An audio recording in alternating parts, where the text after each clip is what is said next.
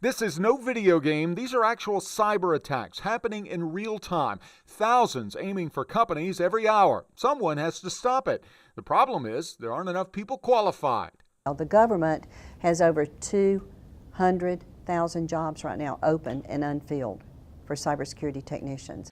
And that number is expected to grow, some jobs staying unfilled for years. Patty Anderson is a cybersecurity expert. A shortage of the skill set.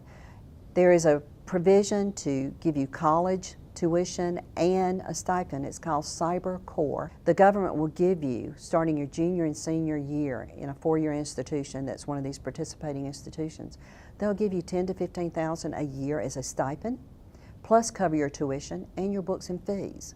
Of course, there's a catch, if you want to call it that. For every year they give you their stipend and cover your tuition, fees, and books, you must work for the government for that year. And that's where you want to work anyway. And those jobs are pretty excellent. I found Homeland Security jobs paying as much as $185,000 a year. The smallest salary I found is in the 60s.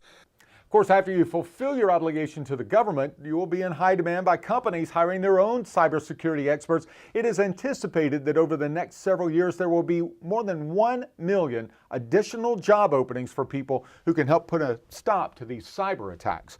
I'm Jamie Tucker, and that's What the Tech.